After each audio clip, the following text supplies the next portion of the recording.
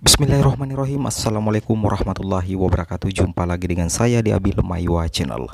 Jadi channel ini merupakan channel pendidikan teman-teman, tempat kita berbagi tentang informasi-informasi guru dan tunjangan, informasi tentang tutorial komputer, tips dan triks komputer. Oke, jadi di video kali ini teman-teman, kembali lagi admin akan berbagi sebuah hal yang sangat penting buat teman-teman guru honorer yang akan hendak mengikuti proses seleksi guru P3K di tahun 2021.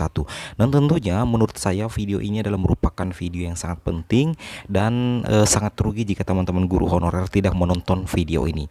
Jadi video ini masih berkisar tentang linearitas ijazah. Namun di sini admin akan membahas satu persatu ijazah yang bisa linear dan bisa melamar di formasi guru kelas SD. Dan pada hari ini admin akan membahas tentang ijazah bahasa Indonesia dan pendidikan PKN.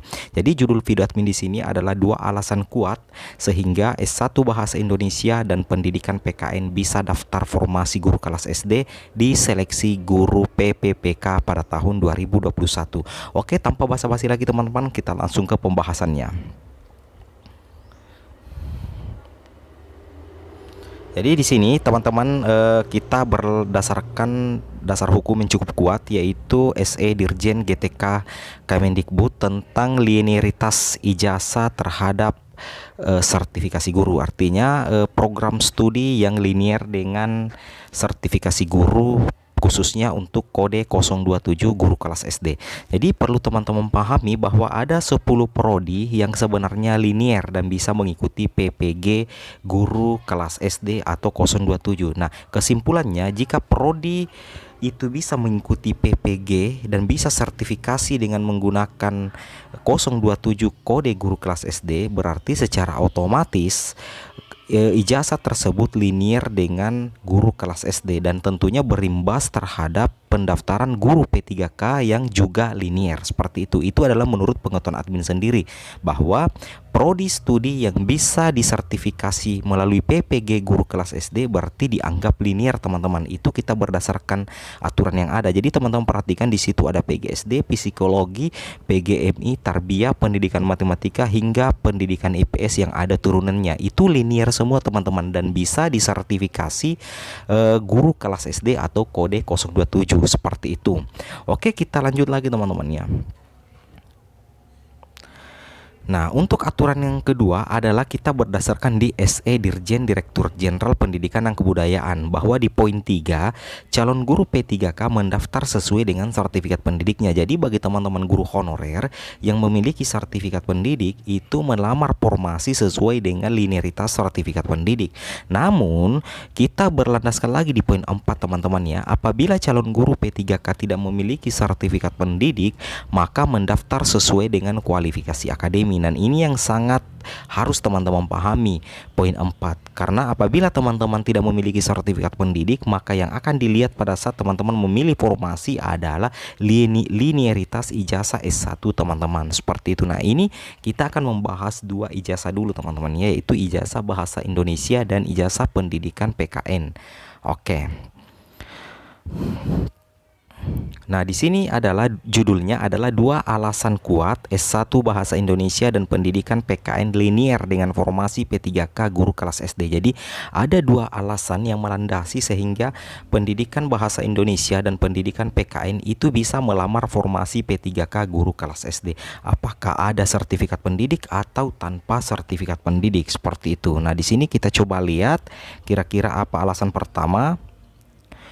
Nah, alasan pertama adalah S1 bahasa Indonesia dan PKN linear dengan sertifikasi guru kelas SD. Seperti yang admin katakan tadi dari awal, bahwa ada 10 program studi atau program studi yang bisa disertifikasi lewat jalur PPG untuk guru kelas SD. Artinya ada 10 ijazah selain PGSD ada 9 ijazah selain PGSD yang bisa mengikuti PPG guru kelas SD. Artinya ketika ijazah-ijazah yang bukan PGSD itu ternyata bisa mengikuti PPG guru kelas SD, berarti menurut peraturan yang ada berarti itu linear dengan guru kelas SD. Artinya misalnya satu contoh, seorang guru pendidikan matematika mengajar di SD, berarti karena masuk ke dalam salah satu program studi yang linear dengan PPG guru kelas SD, berarti guru yang berijazah pendidikan matematika itu bisa mengajar di SD. Nah, secara otomatis kalau bisa mengajar di SD, berarti bisa mengikuti PPG di guru kelas SD. Nah, ketika bisa mengikuti PPG untuk guru kelas SD,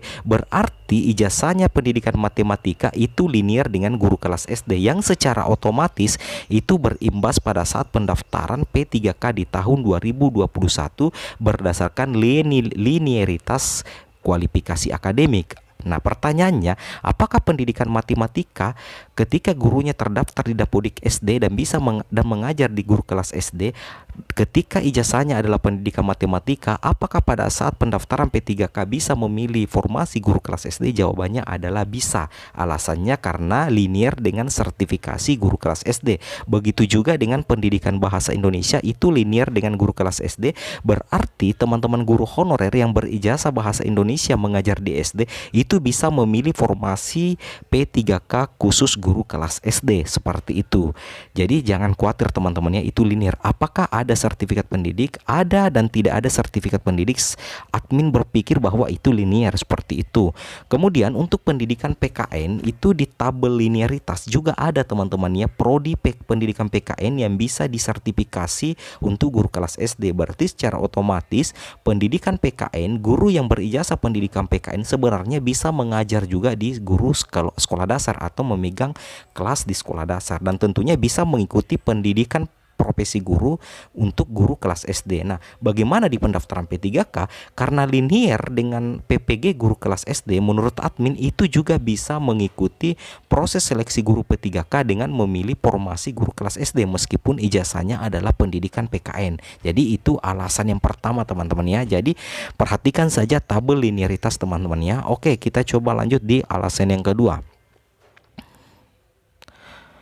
Nah, alasan yang kedua adalah guru bahasa Indonesia dan pendidikan PKN bisa mengajar di SD dan bisa ikut PPG guru kelas. Jadi alasan kedua, sehingga guru yang berijazah bahasa Indonesia dan pendidikan PKN bisa mengikuti proses seleksi P3K memilih guru kelas SD, itu alasannya karena guru bahasa Indonesia dan guru PKN itu ternyata bisa mengajar di sekolah dasar dan juga bisa ikut pendidikan profesi guru untuk jurusan guru kelas SD.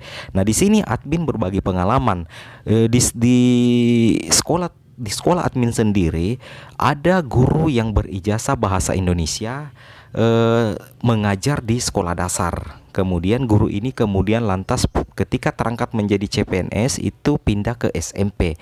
Nah, kemudian selang beberapa tahun kemudian guru yang berijazah bahasa Indonesia itu kembali pindah mengabdi di sekolah dasar. Jadi intinya guru bahasa Indonesia memang bisa mengajar di sekolah dasar dan itu juga berlaku untuk PKN. Dasar hukumnya adalah tabel linearitas dari SE Dirjen GTK Kemendikbud, seperti itu teman-teman ya.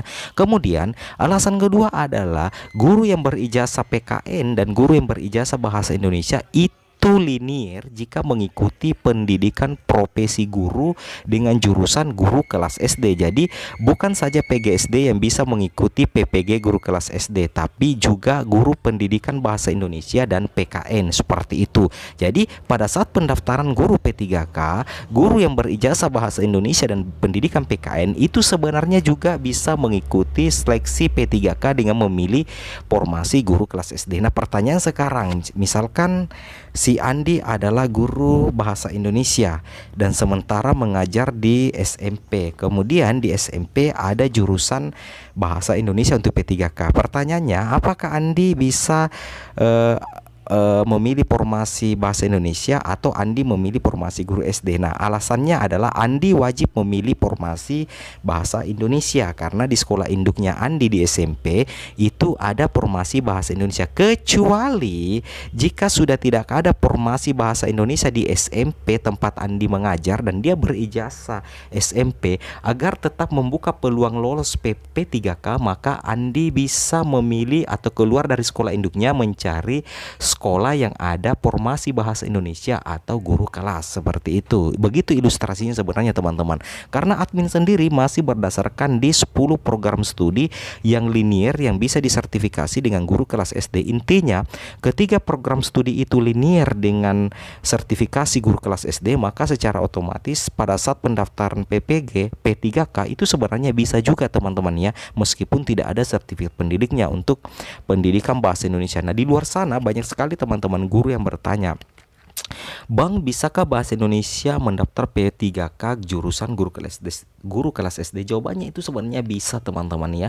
Namun jika teman-teman mengajar di SMP dan memang di SMP ada jurusan bahasa Indonesia, maka teman-teman wajib memilih bahasa Indonesia kecuali memang tidak ada jurusan bahasa Indonesia. Dan itu juga berlaku untuk PKN dan prodi-prodi yang lain yang bisa disertifikasi melalui PPG guru kelas SD. Begitu pemahaman admin. Dan jika seandainya penjelasan admin ini ada kesalahan, mohon dikritik di kolom komentar karena admin hanya berusaha memberikan pencerahan kepada teman-teman guru honorer berdasarkan pemahaman admin sendiri terhadap peraturan. Jadi maklumi saja jika seandainya ada kesalahan admin karena admin cuma berusaha memberikan yang terbaik buat teman-teman yang sudah mensubscribe channel ini. Seperti itu. Oke teman-teman, mungkin cukup sampai di sini video saya tentang 2 alasan sehingga guru bahasa Indonesia dan pendidikan PKN bisa melamar formasi guru P3K untuk guru kelas SD. Semoga video ini ada manfaatnya dan jika ada kurangnya mohon dimaafkan yang sebesar-besarnya. Akhir kata, wabillahi taufik wal hidayat. Assalamualaikum warahmatullahi wabarakatuh.